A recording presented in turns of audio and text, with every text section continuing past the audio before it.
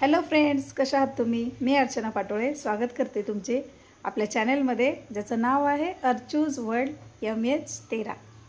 तर व्हिडिओ बनवण्याचं कारण म्हणजे रात्री आम्ही जेवण केलं।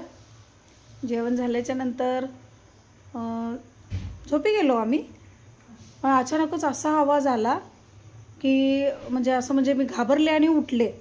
बघते तर काय असा जोरात पाऊस यायला होता। बापरे, खूप जोरात पाऊस। काय म्हणतात ते आवाज, गडगड गडगड यायला, ढगांचा आवाज, धो धो धो पाऊस पडायला। बापरे, म्हणलं काय मोठा पाऊस पडायला। रात्रभर म्हणजे लाईट येते जाते, झोप पण पूर्ण नाही झाली आमची।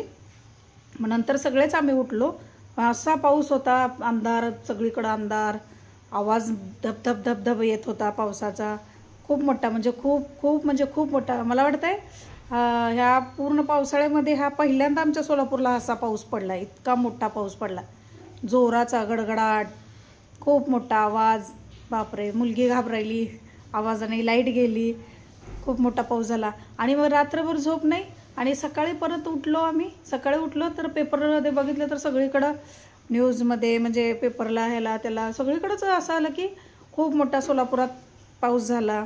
पण पाऊस सोलापुरात मोठा झाला, पण कसं आहे, आपल्यासारख्यांचं असं काय वाटत नाही। पण जे झोपडपट्टीमध्ये राहतात, गोरगरीब असतात, त्यांचे घरं हे ते, आणि असं मी वाचलं की काय ते रस्ते सगळे बंद झालेत खेडेगावातले हे ते, म्हणजे इकडचे वाहनं इकडंच, तिकडचे वाहनं तिकडंच, म्हणजे आपलं रस्त्यावरचं वाहने सगळे म्हणजे बंद झाले पावसामुळं।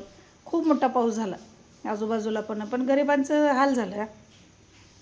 जे राहतात आता, प्रत्येकाची घरं कशी आता थोडीशी, ज्याची घरं उंचावर आहेत त्यांचा जरा थोडंसं त्यांना काही एवढं नाही, पण ज्याची घरं असं तळाला आहे तिथं खूपच, म्हणजे काही घरामध्ये तर पाणी शिरलं, काही म्हणजे इथं आमच्या इकडं देगाव नाक्याला एक डीमार्ट आहे, तिथं पण पाणी शिरलं। डीमार्टमध्ये पण काहीचे गाड्या वाहून गेल्या, काहींची भांडे वाहून गेली। म्हणजे एवढा मोठा पाऊस झाला ना, मला वाटतंय हा पहिल्यांदा असा मोठा पाऊस झाला। आणि खरंच खंत पण वाटतंय की गरिबांचं खूप हाल होत आहे।